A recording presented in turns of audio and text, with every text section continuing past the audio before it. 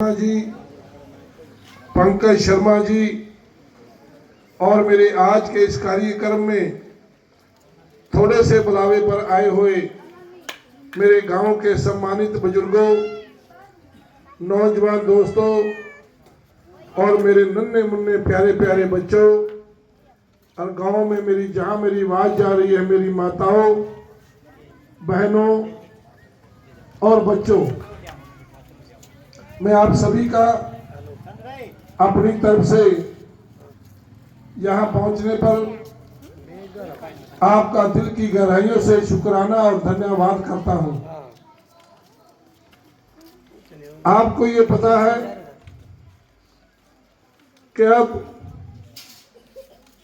ये वर्ष जो है ये चुनावी वर्ष है। इस लोकसभा के चुनाव के बाद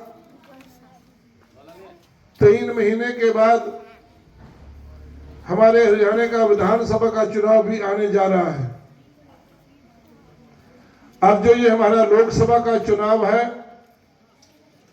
ये बहुत ही अहम चुनाव है, देश को दिशा देने वाला चुनाव है। हमें सभी को पता है कि 60 साल इस देश के ऊपर राज किसने किया है और 60 साल का राज और 16 साल भारतीय जनता पार्टी का राज। मैं 16 साल का इसलिए बोल रहा हूं कि 6 साल अटल बिहारी वाजपेयी जी भी देश के प्रधानमंत्री रहे और 10 साल से लगातार देश के प्रधानमंत्री उस गरीब मां के बेटे, उस गरीब परिवार के बेटे आज नरेंद्र मोदी जी देश के प्रधानमंत्री हैं। उनके पीछे देश में आज 27-28 पार्टियों ने गठबंधन किया है और उस गठबंधन का नाम रखा है कि इंडिया गठबंधन।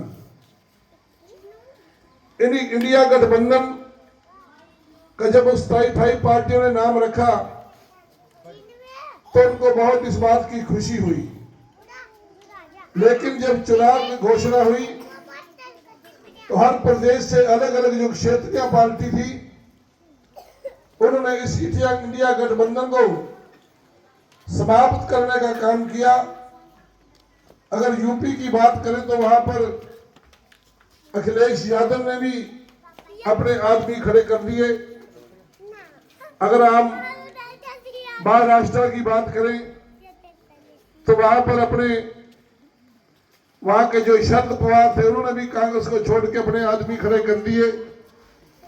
अगर आम पार्टी की बात करें तो आम पार्टी ने भी पंजाब के अंदर अपने अलग से अपने 13 के 13 सांसद खड़े कर दिए।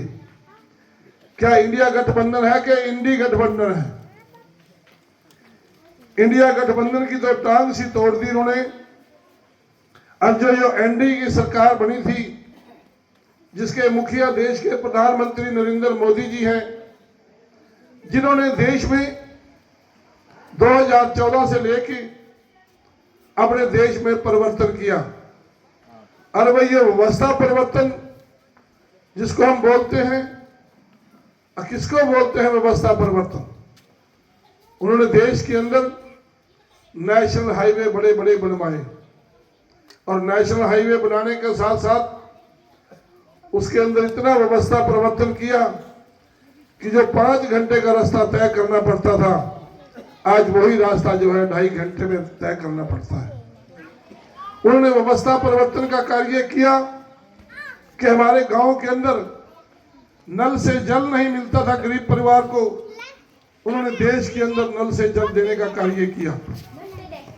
उन्होंने इतनी बड़ी व्यवस्था परिवर्तन की कि कच्चे से पक्का मकान बनाने के लिए गरीब परिवार को 60,000 रुपए कांग्रेस सरकार देती थी। मोदी जी ने और मनोहर लाल जी ने दोनों ने मिलके इतनी बड़ी व्यवस्था परिवर्तन की कि 60,000 से बढ़ा के 2.5 लाख रुपए उस गरीब को मकान बनाने का उन्होंने पैसे देने का कार्य किया।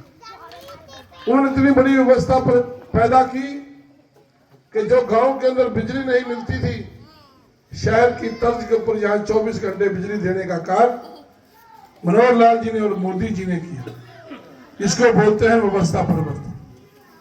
देश की सरकार ने जब अपनी देश की बागडोर संभाली थी तो 370 दफा जो देश के अंदर जम्मू कश्मीर में लगी हुई थी, और मोदी जी ने और अमित शाह जी ने कहा था कि अगर मैं देश का प्रधानमंत्री बना, इस 370 दफा को 35O को समाप्त करने का कार्य करूंगा। उन्होंने अपनी सरकार के अंदर जम्मू कश्मीर जो देश का एक राज्य था, देश में एक संविधान होता है, इस कांग्रेस सरकार ने देश में 2 संविधान बनाने का कार्य किया। और जब वहां का मुफ्ती मोहम्मद, वहां का फारूक अब्दुल्ला ये बयानबाजी करता था कि अगर यहाँ 370 दफा टूटेगी, अगर 35A खत्म होगी तो यहाँ पर खून की नदियां बहेगी। तो जब अमित शाह जी ने, मनोहर लाल जी ने 370 दफा समाप्त की, जम्मू कश्मीर में एक चिड़िया तक भी मरी नहीं। इतने संयम और मर्यादा में रह के उन्होंने कार्य किया। अगर राम मंदिर की बात करें, 550 साल पुराना, जहां पर हमारे रामलला जी आए थे, इन्होंने उसको खत्म करने का कार्य किया। और जब कांग्रेस वालों से मीडिया वाले पूछते थे कि राम मंदिर कब बनेगा, तो राम के मंदिर के नाम पे कांग्रेस वाले ये भाषण देते थे, बोलते थे मीडिया के सामने कि मंदिर हम बनाएंगे पर उसकी डेट नहीं बताएंगे। लेकिन अमित शाह जी ने और मोदी जी ने कहा कि हम इसको मंदिर को जल्दी से जल्दी बनाएंगे। आज से 3 महीने पहले आपको पता है कि उसका उद्घाटन भी नरेंद्र मोदी जी ने, और जो वहां उस राज्य से बड़े बड़े जो ब्राह्मण लोग थे, उन्होंने जाके वहां पर उसकी प्राण प्रतिष्ठा की थी। इन्होंने कहा था हम इसकी डेट भी हमने 22 तारीख उन्होंने तय कर दी थी। इसलिए ये लोग जनता के अंदर आके झूठ बोलते हैं, इनके बच कर रहना चाहिए। हमारे कुछ लोग हैं हमारे बीच में ही घुसपैठ करते हैं, हमारे लोगों को बका कर चले जाते हैं, अपने स्वार्थ के लिए काम करते हैं।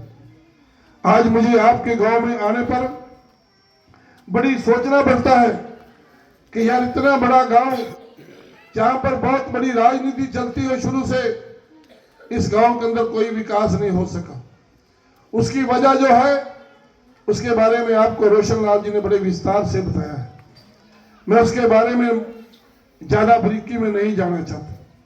मुझे तो इतना पता है कि जब आपके गांव के वाल्मीकि और चमार बरादरी